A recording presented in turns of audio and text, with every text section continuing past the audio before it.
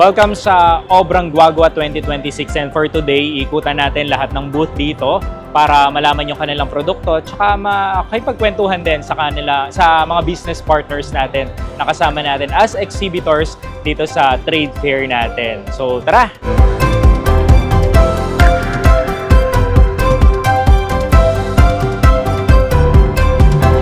Nanay Sara's Cafe started last 2024.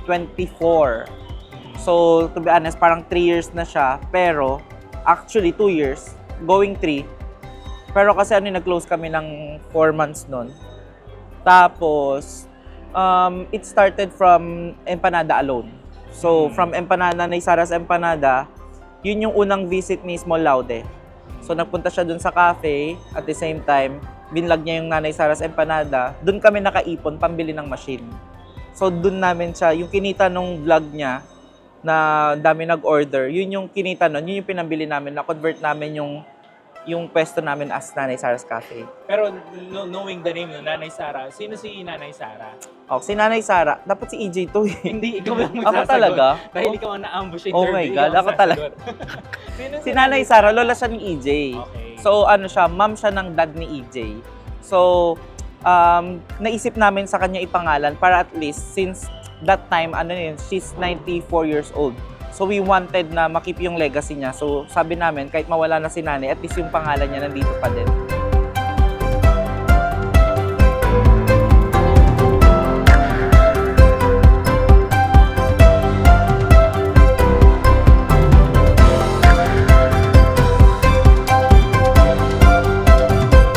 Nag-iisip pa lang matagal na yan. Paano nila maano yung trabaho. Lalo na sa contemporary kasi wala pa silang idea. Hindi kagaya ng mga may pinapakopya, sinusundan mo lang yun. Pero yung mga ganito, iniisip talaga nila kung paano nila gawin. Siguro kapag mga 2 months, mabilis na yun.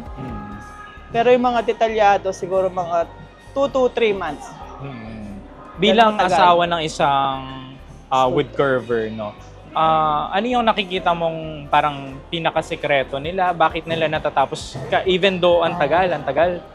Siguro support na rin yung syempre kung ano yung mood niya, supportahan mo. Pag wala sa mood, sir, wag mong pilitin.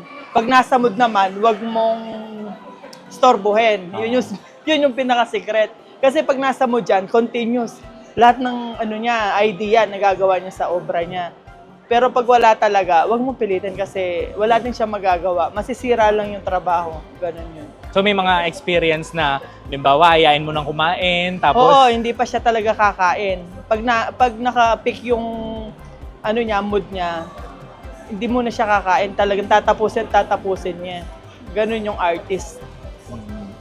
Paano magkaroon ng artist na tatay sa mga Artist anak? na tatay. Moody. Kasi minsan, hindi maintindihan ng mga anak yung pag medyo, kasi artist, tahimik yung artist. Sabi nga ni Sir Willie, 10%, yung artist, 10% lang na madaldal, 90% na tahimik yan. Kasi yung 90% nag-iisip. Tapos yung 10% niya, yun, nakabuo na siya ng Kanya yung mga anak ko, lagi ko sinasabi sa kanila, intindihin nyo yung tatay nyo kasi yan pagod sa pagtatrabaho, tapos pagod sa pag-iisip. Hayaan nyo lang siya, sabi ko gano'n. Laging wala sa mood ganyan. Mainit yung ulo, gano'n. Pero naman, mabait. As a artist lang, moody lang talaga. Sa family niyo po, sa mga anak, meron bang sumusunod sa tatay? Yes, sir. Yung panganay ko, nakakapag-paint na. Tapos nakagawa na rin siya ng flower, bulaklak. Tapos, Na wood curve din? yes, Wood curve din. wood curving. Tapos yung pangalawa ko, stroke niya, ballpen, drawing. Tapos yung bunso ko ngayon, siya yung mahilig tumambay sa tatay niya. Baka yun yung So meron kang panganay na art, mas more siya Sa sa painting. Yung pangalawa, ballpen yung stroke. Yung bunso ko, baka siya lang yung sa tatay niya. Kasi siya yung mahilig tumambay sa shop.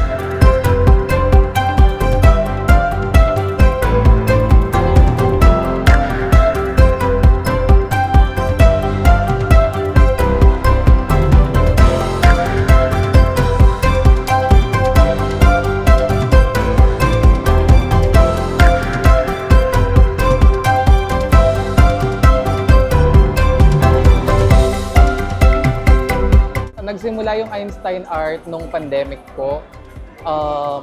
Dahil lockdown, naisipan ni daddy ko na mag-paint sa mga bag. Kasi sabi ni mama ko, ang dami kong bag, ganyan. Tapos, parang wala naman bumibili ng mga food namin. Kasi nagtatalipa pa sila before. Before yung bag Before business. yung bag, yes, talipa pa. Tapos ayun, nung pinapaint ni mama ko kay daddy ko yung bag, biglang may bumili. Pinost ko sa Facebook. Tapos doon na nag-start. Nagustuhan ng mga tao hanggat gumawa ko ng Facebook page. Sa branding, Einstein's Art, sino si Einstein? Si Einstein ay taga San Juaneco, Betis. Siya, painter talaga siya sa mga canvas yon, yung mga canvas doon. And then, naisipan lang niya na mag-ano sa mga bag dahil mas affordable yung mga bag compared sa mga pangmalakihan na painting. So before the bags, ang canvas na niya is yung painting canvas Yes. natin. Tapos, turns out, he is also good at Oo, sa bag mga bags. painting. Yes. Ilan sa inyong magkakapatid yung may Yung- artistic discovery din? Isa lang, yung bunso. Yung bunso. So, ikaw, nag-augment ka doon sa part na kung paano matulungang maibenta at Yes, may market itong mga ganitong business. Pero knowing bags, ang daming nagko-consume niyan. Ano yung challenge sa marketing Challenge? ng ganitong produkto? Siguro yung challenge, sometimes yung mga tao nasya-shock sila sa mga price, ganyan. Then, in-explain naman namin na medyo pricey siya dahil nga pinagpaguran talaga. Ganyan, pinaglaanan ng oras. Like isang bag, it takes 1 day to paint, ganyan. Yun. Nakukwento ni Papa mo kasi makikita namin iba-ibang mukha sila, iba-ibang style, meaning iba-iba din, unique din kada character Oo. sa isang bag. Nakikwento ng Papa mo kung ano yung inspiration niya, bakit ganito yung mga designs niya. Well, kinukwento niya lang na talagang sadya yung isang mata lang siya. Yan, kung makikita nyo, isang mata lang, may nakapikit, isang mata, never siya naging dalawa yung mata. Dahil? Sabi niya, parang yun yung signature style niya. Para yun. Para even though yung mga ibang tao, ibang seller na mga bag, nagpipaint sila, yung sa kanya, pag nakita mo, ay Einstein Art talaga siya. Para may signature style siya. Kilala namin yung brand na Einstein's Art, no? Pero ikaw, mas kilala mo yung Einstein mismo. Oh. Can you tell us more of your father? As father who is an artist, paano siya sa bahay? Makulit ba Sa siya? bahay. Puwela? Madaldal?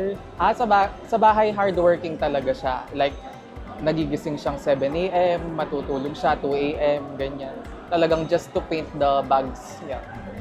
And siya lang mismo Yung nagpe-paint. Katulong niya si mama ko. sa painting? Sa paint, yes. Really? So it's a partnership ng Oo, ng ng mama buong at family. Oo. ni papa mo. Alright, I see. And ikaw no, nabanggit mo kanina doon sa online nung ipinost mo, Oo. may nagtanong na ibenta yung mga unang products ng bags na hand-painted. Mula nung pandemic, tsaka ngayon, ano yung comparison? Mas dumarami ba yung inquiry online? Yes. Before, parang kailangan pa talagang i-market ngayon. Pero ngayon, parang nakikilala na talaga kami, ganun. Tapos talagang bumibili na sila, ganyan, kahit ganyan yung mga price. Talagang parang proud sila na may piece sila from Einstein Art.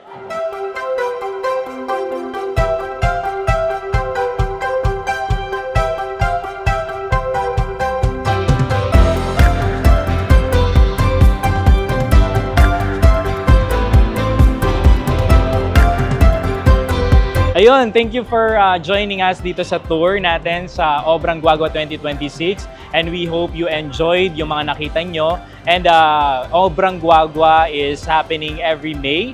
Kasabay po yan ng Aldoning Balen Guagua. So see you next year for more exciting booth at makakasama namin kayo together with our new business partners na magiging exhibitor din dito. So thank you for joining us in this documentary.